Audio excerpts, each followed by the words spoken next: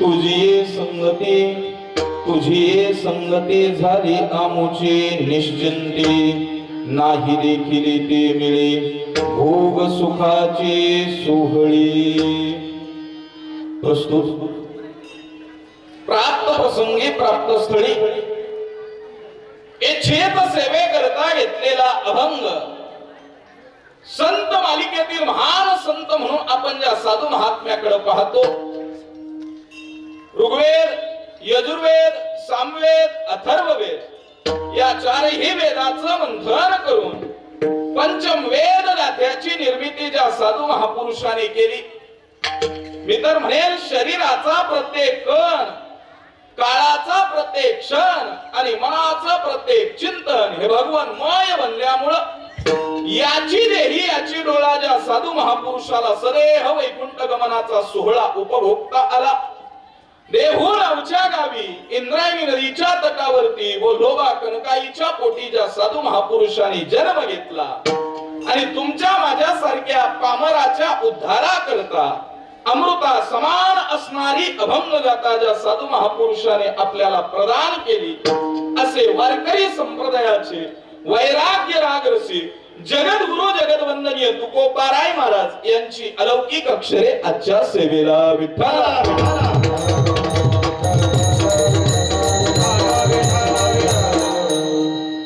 प्रस्तुत अभंगाच्या माध्यमातून जगद्गुरु तुकोबाराय तुमच्या माझ्या समोर भगवान परमात्म्याच्या संगतीमध्ये गेल्यानंतर जीवाला काय प्राप्त होतं याचं विस्तृत चिंतन महाराज आज तुमच्या माझ्या समोर म्हणतात। देवाच्या संगतीत गेल्यानंतर तुकोबाराय देवाशी संवाद करतायत आणि संवादातून परमात्म्याला सांगतायत, ऐक देवा, तुझी ये संगती झाली आमुची निश्चिंती। तुझ्या संगतीत आल्यापासून आमच्या जीवनात निश्चिंतता प्राप्त झाली। का बरं?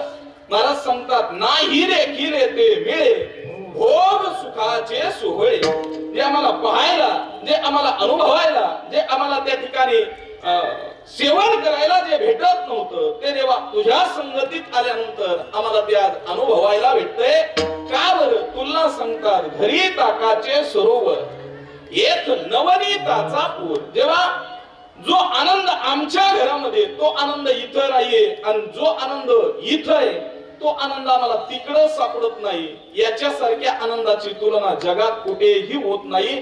तुकोबाराय सांगतात, आता तू ढकलून जरी लावलं तरी आमची जायची इच्छा नाही। तुका म्हणे आता आम्ही नवजोत वडिता। अभंगाचा सरळ सरळ भावार्थ विठ्ठला।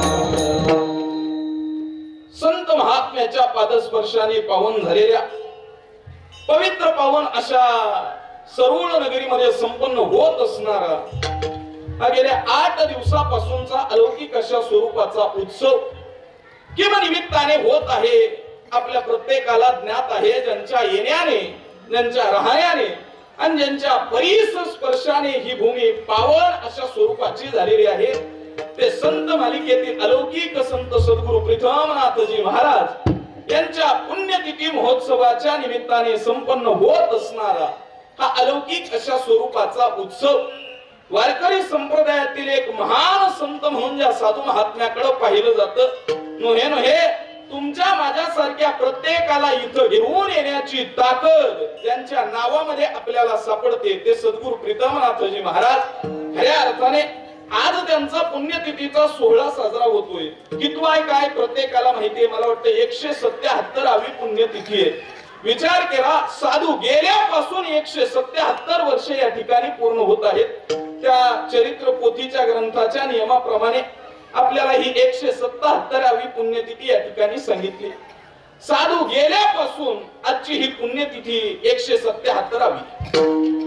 मला सांगा, तुमच्या माझ्या घरचा एखादा गेला, आपण श्राद्धाच्या पुढे त्या ठिकाणी जात नाही। साधू गेल्यानंतर 177 वर्ष झाले तरी तुम्हाला मला या ठिकाणी यावं लागतं। ही ताकद कशाची आहे? ही सद्गुरु प्रीतमनाथ महाराजांच्या नाम साधनेची आणि त्यांच्या भक्ती सामर्थ्याची ताकद तुमच्या माझ्या समोर आहे। आळंदीमध्ये शिकत असताना स्वानंद सुखनिवासी सद्गुरु जोग महाराज वारकरी शिक्षण संस्थेत असताना गुरुवर्य बाबांच्या मुखातून ऐकलं, एखादा साधू गेल्यानंतर साधू 3 अंगाने तुमच्या माझ्यामध्ये राहत असतात। पहिलं अंग सांगितलं साधू गेल्यानंतर साधू समाधीच्या रूपाने तुमच्या माझ्यामध्ये असतात. दुसरं अंग सांगितलं, गेल्यानंतर साधू ज्ञानाच्या रूपाने तुमच्या माझ्यामध्ये असतात. आणि तिसरं अंग सांगितलं, साधू गेल्यानंतर त्यांच्या कीर्तीच्या रूपाने तुमच्या माझ्यामध्ये असतात. ते प्रमाण सांगून जाईल.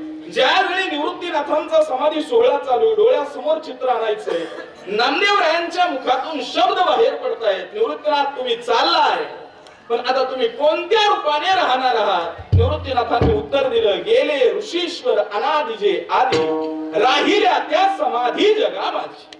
साधू गेल्यानंतर समाधीच्या रूपाने सांगितलं. दुसरं उत्तर सांगितलं, साधू गेल्यानंतर, संत गेल्यानंतर ज्ञानाच्या रूपाने आपल्यामध्ये असतात. ज्ञानाच्या रूपाने नामदेवरायांचंच प्रमाणे, नामा म्हणे गेले मुनिजन, राहिले ते ज्ञान जगा माझी. म्हणजे व्यक्ती गेल्यानंतर ज्ञानाच्या रूपाने असतो. आणि तिसरं सांगितलं, व्यक्ती गेल्यानंतर, साधू गेल्यानंतर त्याच्या कीर्तीच्या रूपाने असतात. मला वाटतं उभ्या महाराष्ट्राचं प्रमाण तोंडपाठ अशा गेले दिगंबर ईश्वर विभूती, गेले दिगंबर ईश्वर विभूती, राहिल्याचा कीर्ती जगामध्ये, हो राहिल्याचा कीर्ती जगामध्ये. गेले दिगंबर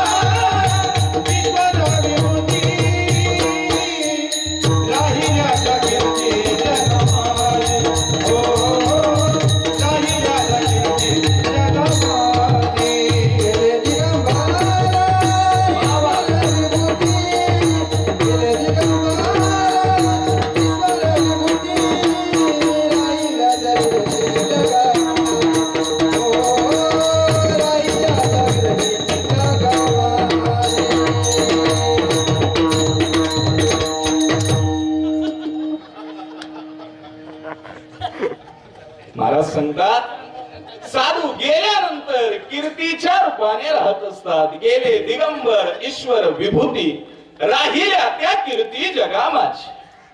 आज ज्यांच्या सोहळ्याच्या निमित्ताने आपण या ठिकाणी जमलेलो आहोत, मला वाटतं तेही साधू रूपाने तुमच्या माझ्यामध्ये. आणि मग हाच नियम त्यांच्याही बाबतीत लागू होतो. साधू कोणत्या रूपाने? म्हणजे साधू समाधीच्या रूपाने शिल्लक आहे. मला सांगा, आपल्याला माऊलीचं दर्शन घ्यायचंय, कुठं जावं लागेल? आळंदीला जावं लागेल. तुम्हाला मला तुकोबरायाचं दर्शन घ्यायचंय, कुठं जावं लागेल? म्हणजे देहूला जावं लागेल.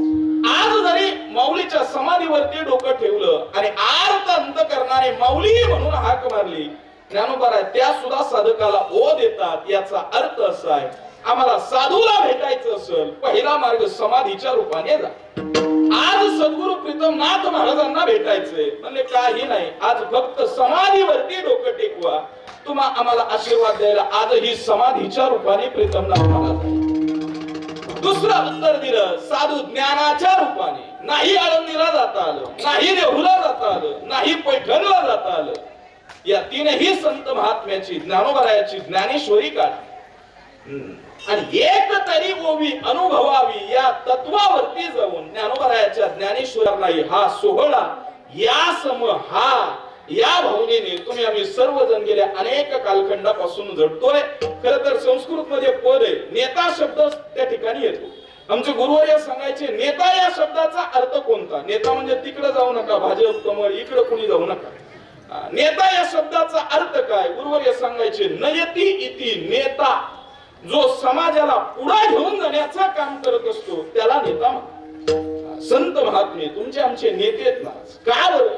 म्हणजे आपल्या बोटाला धरायचं आणि पुढे घेऊन जाण्याचं काम साधू करायचं. याचा अर्थ असा आहे, संत जसे नेते आहेत तसं गेल्या अनेक कालखंडापासून हा उत्सव त्यांच्या पुढे जाण्याने, त्यांच्या समोर होण्याने, ज्यांनी हाताला धरून उभा केला ते वैकुंठवासी बाबूजी असतील. आज त्यांची कमी जाणवते, खऱ्या अर्थाने ती का जाणवते? मला त्यांच्यासारखा उत्सव करणं होईल माहित नाही, परंतु या उत्सवाची ख्याती अशी आहे की इथं आल्यानंतर महाराष्ट्रात असा माणूसच राहत नाही की जो या उत्सवाकरता येण्याकरता अनुत्सुक असेल. प्रत्येकाची उत्सुकता असते. का बरं? त्याचं कारण आहे, इथं आलं, एखाद्याने कीर्तन केलं, एखाद्याने एखादा अभंग म्हटला, एखाद्याने एखादी चाल वाजवली, महाराष्ट्रात तो त्या दिवसापासून प्रसिद्ध अशा स्वरूपाचा झाला. त्याचं कारण आहे, महाराज मोठ्याच्या घरी गेल्यानंतर तुम्हाला मोठेपण प्राप्त होत असतं. याचं कारण असं आहे, हा महोत्सव तितक्या ताकदीचा तुम्ही गेल्या अनेक कालखंडापासून करताय आणि त्या भावनेने येण्याचं सद्भाग्य माझ्या रूपात या ठिकाणी प्राप्त झालं. खऱ्या अर्थाने या परिवाराचं नितांत अशा स्वरूपाचं प्रेम संपूर्ण गावकरी मंडळी असतील आणि त्यांच्या उपस्थितीमध्ये हा सोहळा संपन्न होतोय. श्री आशिष भाऊ असतील आणि सद्गुरु प्रीतमनाथ महाराजांचा संपूर्ण हा भक्त परिवार असेल. यांच्या अनुपस्थितीमुळे आज आपल्या मनाला रुकरुक वाटते. खऱ्या अर्थाने मी मगाच प्रमाण वापरलं, नामा म्हणे आता लोपला दिनकर, बाप ज्ञानेश्वर समाधिस्थ. या परिवाराचं पितृछत्र म्हणून आपण ज्यांच्याकडे पाहत होतो ते स्वर्गीय बापूजी असते.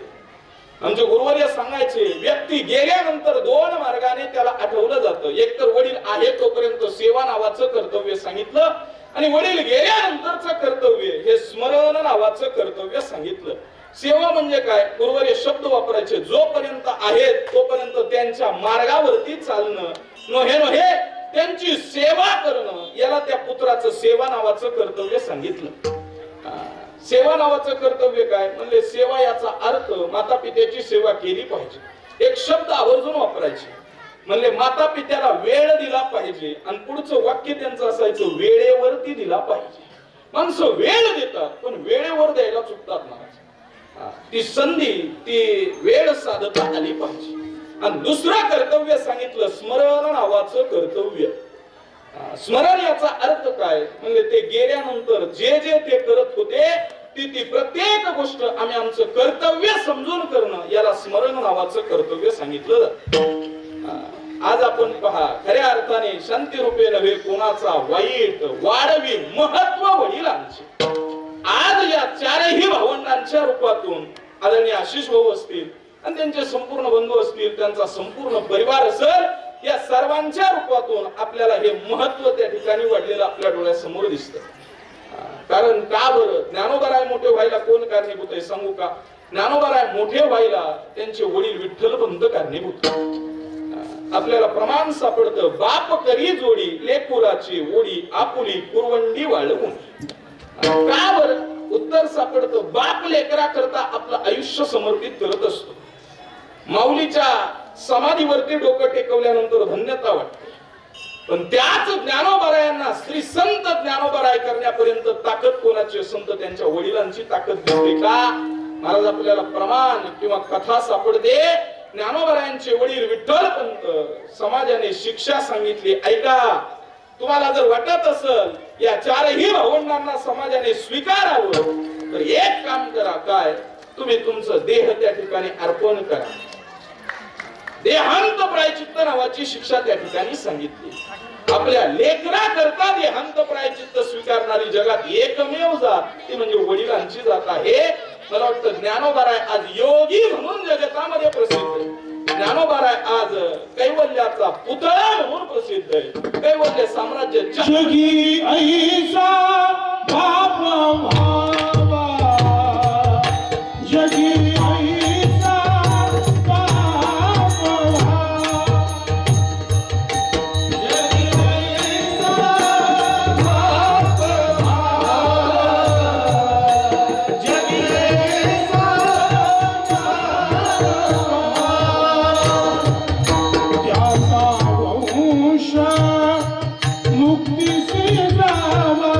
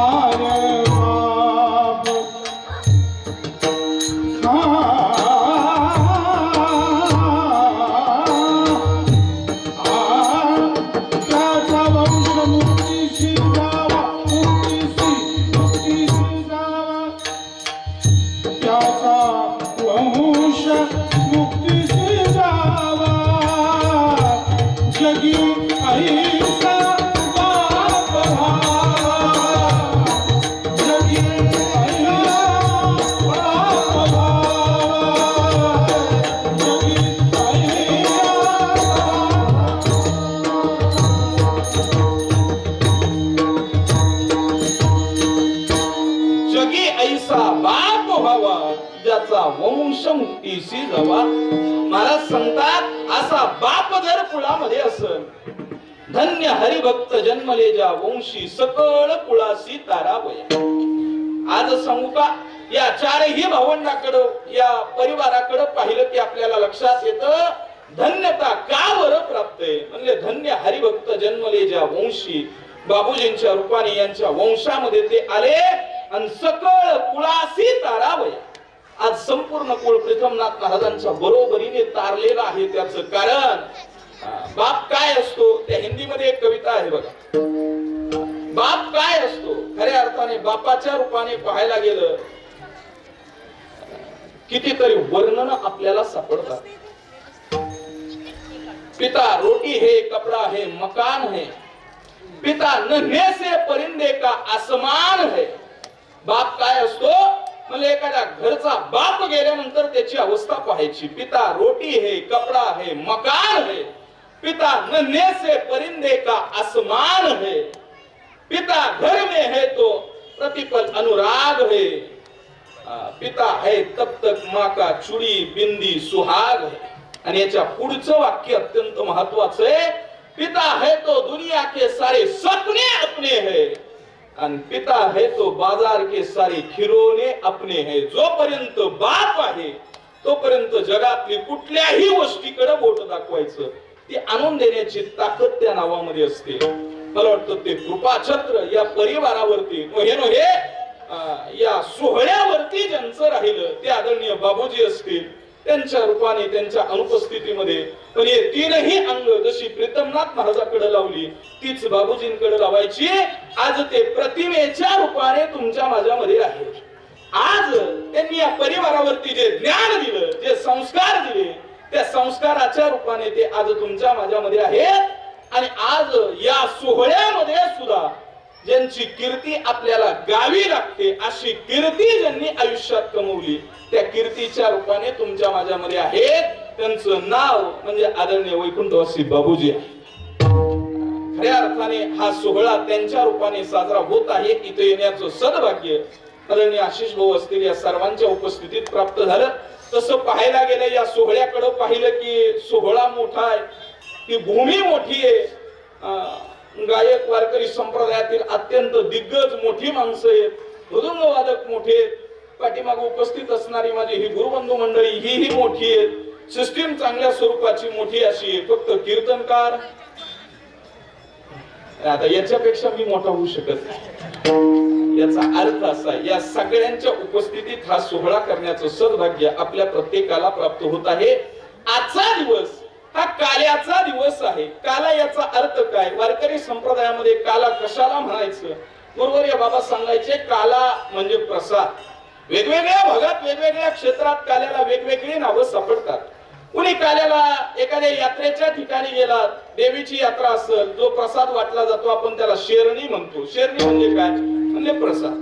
पीराच्या ठिकाणी गेलं, जो वाटला जातो त्याला मलिदा म्हणतात. मलिदा म्हणजे काय, म्हणजे प्रसाद. तसं वारकरी संप्रदायामध्ये जो काला वाटला जातो तो कशाच्या रूपाने, म्हणजे प्रसादाच्या रूपाने. आजचा दिवस म्हणजे काय, गुरुवारी उत्तर सांगायचे. म्हणजे आजचा दिवस याचा अर्थ प्रसाद. प्रसाद शब्दाचा अर्थ काय होतो, म्हणजे प्रसाद असतो प्रसन्नता. ज्या गोष्टीने जीवनाला प्रसन्नता प्राप्त होते तो दिवस म्हणजे आजचा काल्याचा दिवस. मग काल्या करता वारकरी संप्रदायामध्ये एक दंडक त्या ठिकाणी सांगितला जातो. काल्या करता काय दंडक, म्हणजे आजच्या दिवशी एकच काम करायचं. काय, आजच्या दिवशी भगवान परमात्म्याची कथा गायची. हेची अनुवाद करीती सकळ. आजचा दिवस कसा, म्हणजे ही कथा गाण्याचा, आजचा अनुवाद गाण्याचा दिवस. आज काला संपन्न होतोय. मग काल्या करता काला प्रकरणातील अभंग असणं महत्वाचं आहे. आजचा अभंग हा संगतीचं महत्व सांगणारा अभंग आहे. संगती संगती याचा अर्थ काय, गुरुवर्य बाबा सांगायचे जीवनात संगती ही अत्यंत महत्वाची आहे. किती महत्वाची आहे, माणूस जर मोठ्याच्या संगतीत गेला तर त्याला मोठेपणा प्राप्त होतो. माणूस जर लहानाच्या संगतीत गेला तर त्याला लहानपणा प्राप्त होतो. माणूस मध्यमाच्या संगतीत असेल त्याला मध्यमपणा प्राप्त होत असतो. माणसाचं घडणं ही संगतीवरती असतं, माणसाचं बिघडणं ही संगतीवरती असतं. माणसाचं मोठेपण ही संगतीवरती असतं आणि माणसाचं लहानपण ही संगतीवरती असतं. तुकोबाराय शब्द वापरतात, एखाद्याचा उद्धार ही संगतीवरती आहे आणि एखाद्याचं पतन ही संगतीवरती आहे. पतन उद्धार संघाचा महिमा त्याजावे अधमा संत सेवी. संगतीवरून किंमत आहे. किती किंमत आहे सांगू का? मला सांगा, संगती किती महत्वाची असते. आमचे गुरुवर्य सांगायचे, म्हणजे ऐका, सोन्याच्या दुकानातला कचरा सुद्धा वाण्याच्या दुकानातल्या बदामापेक्षा महाग असतो. का बरं? म्हणजे त्या कचऱ्याला सुद्धा याच्यापेक्षा जास्तीची किंमत आहे. का? म्हणजे संगत सोनाराची, सोन्याची संगत आहे. याचा अर्थ मोठ्याच्या संगतीमध्ये जावं. पावसाचा पडणारा थेंब जर जमिनीवरती पडला, तो चिखलात पडला, त्याचा चिखल होतो. तो जर तव्यावरती पडला म्हणजे तो जळून खाक होतो. तोच जर एखाद्या नागाच्या मुखामध्ये पडला म्हणजे त्याचं विषारी विष अशा स्वरूपाचं होतं. आणि तोच जर एखाद्या शिंपल्यामध्ये पडला तर त्याचा सुद्धा मोती होतो. जो संगती करे, कबीर महाराज सांगतात, जो संगती करे वैसे फललीन कदली शीप भुजंग एक बूंद तीन गुण. वाल्मिक ऋषीचं आपल्याला उदाहरण घेता येईल. म्हणजे ज्याच्या संगतीत गेला त्याप्रमाणे घडत असतो. संगती नारदाची लाभली, मोठेपणा प्राप्त झाला. मला सांगा, सहज कल्पना करा, मोठ्याच्या संगतीत गेला मोठेपणा प्राप्त होतो. कल्पना करा, मी नाही तुकोबरायचा एक दृष्टांत सांगून जातो. सहज कल्पना करा, आपल्या जवळपास एखाद्या मंत्र्याचा बंगला असेल. ते आम्ही एका चित्रपटातलं दृश्य पाहिलं होतं. त्या मंत्र्याच्या बंगल्याचा प्रसंग पहा तुम्ही. आम्ही जर त्याच्या दारावरती गेलो, गेल्यानंतर गेट उघडलं, आतमध्ये एक उपस्थिती आपलं स्वागताला दारात एक बांधलेलं असतं. काय म्हणतात त्याला? कुत्र असतं, बरोबर. ते कुत्र आपण गेट मधून आत गेलं आणि गेल्यानंतर त्या कुत्र्याकडे पाहिलं, ते भुंकायला चालू करतं, आपण त्याच्याकडे पाहतो. ते भुंकत असतं, आपण त्याला हाड म्हणतो. ते भुंकत असतं, हाड म्हणतो. हे आवाज ऐकून आतलं कुत्र धावत येतं. कोण? ते पीए साहेब. ते आतून आल्यानंतर प्रत्येक विचारतात, का भुंकताय किंवा का आरडाओरडा करताय. आपण म्हणतो कुत्र भुंकतय. ते विचारलं की आपण त्याला उत्तर विचारतो, का हो त्याला आम्ही हाड म्हणतोय. तो म्हणतो त्याला हाड नसतं म्हणायचं. मग काय म्हणायचं? म्हणलं त्याला आवं जावं बोलावं लागतं. मग काय म्हणायचं? म्हणलं त्याला आवं हाड बोलावं लागतं. आवं हाडा याचा अर्थ काय? का बरं? म्हणजे ते कुत्र साधं नाहीये, ते मोठ्याचं कुत्र आहे. मी नाही तुकोबाराय सांगतात, समर्थाचे श्वान त्याशी सर्व देती. ही संगती महत्वाची असते. म्हणून जीवनात मोठ्याची संगती करावी. मोठ्याची का करायची? तुकोबाराय सांगतात, तुका म्हणे मज कळते चाचणी बडबडीची वाणी अथवा सत्य.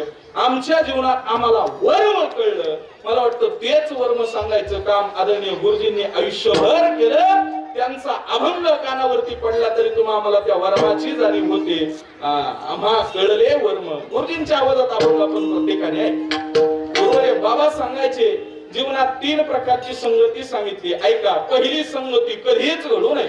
दुसरी संगती ही माणसाच्या जीवनात कामापुरती असावी. आणि तिसरी संगती ही माणसाच्या जीवनात कायमस्वरूपी असावी. पहिली म्हणजे मूर्खाची संगती कधीच घडू नये. कोण कोण मूर्ख? म्हणजे हरिकथा ते धिक्कारी, शत्रू माझा तोची वैरी. जो देवावरती प्रेम करत नाही त्याचं तोंड सुद्धा माणसाने पाहू नये. त्याच्या पुढची संगती सांगितली, म्हणजे ऐका, जो शब्दावरती ठाम राहत नाही त्याचं तोंड सुद्धा माणसाने पाहू नये. शब्दा नाही धीर, नाही बुद्धी जयाची स्थिर, त्याचं तोंड माणसाने पाहू नये. अशी माणसं म्हणजे आपल्याला पदोपदी दिसतात. किती? म्हणजे त्यांच्या इतके तर कुणीच दिसत नाहीत. म्हणजे त्या जातीचं कधीच दर्शन घडू नये. त्याच्या पुढची जात कोणती? म्हणजे काही कामापुरते भेटावे. कामापुरते याचा अर्थ काय? म्हणजे तुकोबाराय प्रमाण त्या ठिकाणी वापरतात. म्हणजे एल मानविधी पालना पुरते देवाची ती भूते म्हणून या.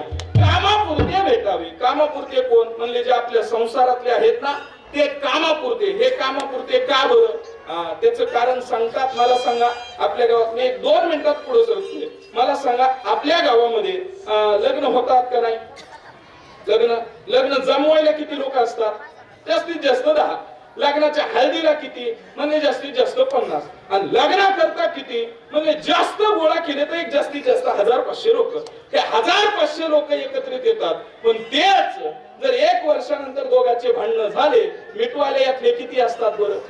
म्हणजे कोणी नाही. का बरं? उलट तेच म्हणतात, भांड्याला भांड लागतच असतं. याचा अर्थ असा आहे, तुकोबाराय सांगतात हे कसे, यांना कामापुरते ठेवा, यांना जीवनात जास्त महत्व देऊ नका. आणि पुढची संगती सांगितली, जीवनात अत्यंत महत्वाची संगती म्हणजे काही माणसं हे नित्य संगतीमध्ये असावे, ते संत महात्मे. आणि दुसरं देव, ही नित्य संगती सांगितली. संत किती संगतीमध्ये असावे, ज्ञानोबराय पसायदानामध्ये संगती मागतात. वर्षत सकळ मंगळी ईश्वर निष्ठांची मांदी आली, अनवरत भूमंडळी भेटतू तया होता. संत महात्मे संगती. पुढची संगती सांगितली देवाची संगती. महाराज त्या परमात्म्याची संगती अत्यंत महत्वाची. का बरं? ज्ञानोबरायासारख्या साधूला सुद्धा देवाची संगती आवडली, तुकोबारायासारख्या संताला सुद्धा संगती आवडली. ज्ञानोबरायचं कावळ्याच्या रूपाने देवाला आवाहन करायचे, हे कावळ्या ऐक, तुला माझी सोन्याची पाय त्या ठिकाणी करेल, ऐक. आता विचार करा, कोण कुठला कावळा एकदा आयुष्यात दारावरती येऊन बसतो, तो पुन्हा सापडेल का ही संगती नाहीये, तो पुन्हा कधी भेटेल का हे सांगता येत नाही. पण ज्ञानोबराय त्याला म्हणायचे, माझा निरोप जर देवापर्यंत पोहोच केलास तर लक्षात ठेव, तुला सोन्याचे पाऊल करीन. सोन्याचे. कावळ्या करता कुठला सोनार हुडकायचा? पण माऊली सांगायचे, बैल तो घे. गुरुजीच्या आवाजात आपण ऐकलंय, ओ हो हो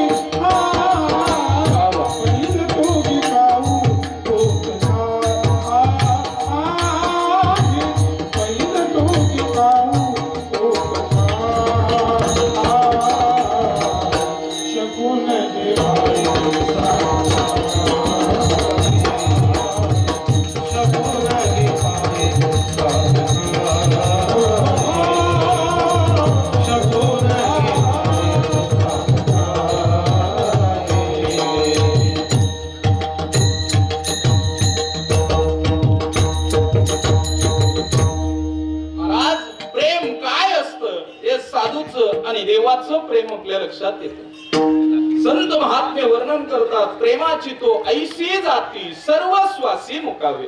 ज्ञानोबराय देवाविषयीचं प्रेम, तो कावळा दिसला तरी माऊलीला वाटायचं देवाला भेटावं. बैल तो गे काऊ कोकत आहे, शकून गे माये सांगत आहे.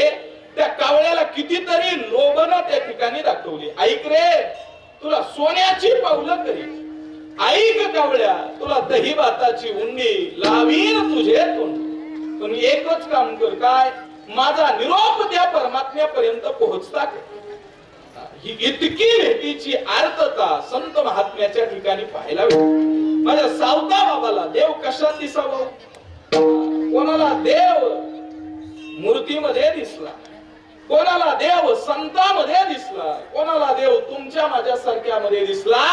पण माझ्या सावता बाबाला परमात्मा कांद्याच्या रूपाने दिसला. कितीतरी वेळा आपण अभंग ऐकलाय, कांदा मुळा भाजी.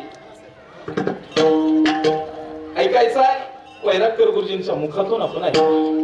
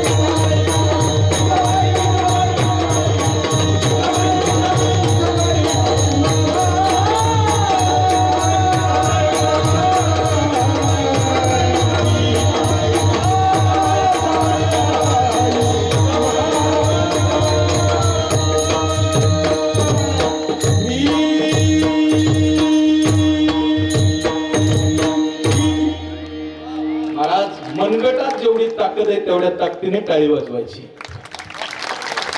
क्या बात. असं वाटतं सावता बाबाने अभंग लिहित असताना कदाचित वैरागकर गुरुजीचा गळा डोळ्यासमोर आणला असावा. ही चाल ऐकली की महाराष्ट्रातलं कुठंही जा भजन त्याशिवाय पूर्ण होत नाही.